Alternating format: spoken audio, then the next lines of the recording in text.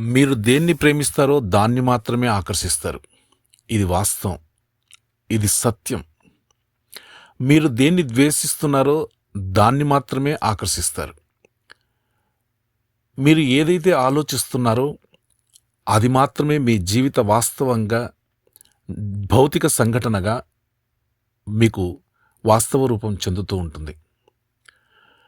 మీరు పేదరికం నుంచి బయటపడి అత్యధిక సంపదతో, అఖండమైనటువంటి డబ్బు, సంపద, ఐశ్వర్యంతో కూడిన జీవితాన్ని అనుభవించాలనుకుంటే, సంపదతో కూడినటువంటి అనుభవాన్ని, అనుభూతుల్ని ఎప్పుడు కూడా ఆ ఆలోచనలు మాత్రమే ఆలోచిస్తూ ఉండండి. డబ్బు మీ దగ్గరికి వస్తూ ఉంటుంది. దాన్నే మీరు ఆకర్షిస్తారు. మీ ఆలోచనలు ఎప్పుడు కూడా సకారాత్మకంగా, పాజిటివ్గా ఉండాలి. అవి పొందుతున్నట్లుగా, అవి వాస్తవ రూపం చెందుతున్నట్లుగా ఆలోచిస్తూ, ఆ అనుభూతిని చెందుతూ, దాన్ని ప్రేమిస్తూ, అవి మీ దగ్గరికి వస్తున్నట్లుగా, అవి మీరు పొందుతున్నట్లుగా, దాన్ని మీరు పొంది అనుభవిస్తున్నట్లుగా, ఎంతో ఆనందకరంగా, ఒక గొప్ప అనుభూతిని చెందుతున్నట్లుగా మీరు ఎప్పుడైతే ఆ అనుభవాన్ని అనుభవిస్తారో అది మీ దగ్గరికి ఆకర్షింపబడుతుంది. మీ ఆలోచనలే మీ జీవిత వాస్తవాలుగా, మీ భౌతిక సంఘటనలుగా మీ జీవితంలో మీరు పొందుతూ ఉంటారు. కాబట్టి మీరు చక్కగా పాజిటివ్గా ఆలోచించడానికి కూడా ఎందుకు భయపడుతున్నారు? అది మీరు పొందుతున్నట్లుగా ఎందుకు అనుభవించరు? దాన్ని పొందుతున్నట్లుగా ఆలోచించండి.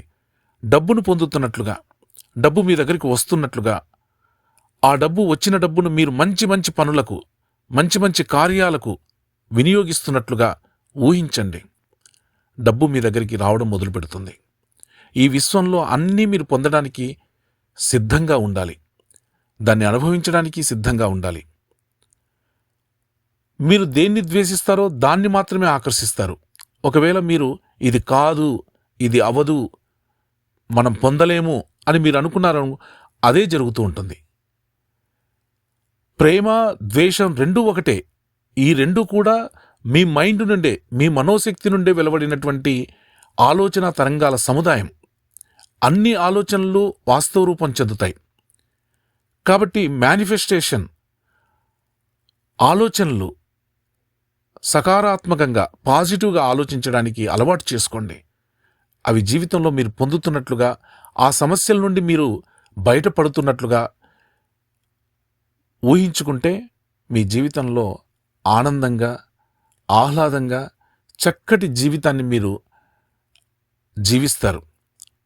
కాబట్టి ప్రతిరోజు కూడా నేను డబ్బును పొందుతున్నాను, డబ్బు నా దగ్గరికి వస్తుంది, ఆ డబ్బుకు నేను కృతజ్ఞతలు తెలియచేసుకుంటున్నాను, ఈ విశ్వం నుండి అఖండమైనటువంటి సంపదను నేను స్వీకరిస్తున్నాను, కాబట్టి డబ్బుకు, విశ్వానికి కృతజ్ఞతలు తెలియచేసుకుంటున్నాను, థ్యాంక్స్ చెప్పడం నేర్చుకోండి.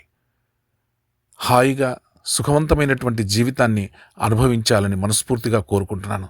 ప్రతి విషయంలో ఏదైతే పొందుతున్నామో, ఏదైతే మనం అనుభవిస్తున్నామో వాటన్నిటికీ మనం కృతజ్ఞతాభావంతో ఉండాలి. Thank you universe, thank you.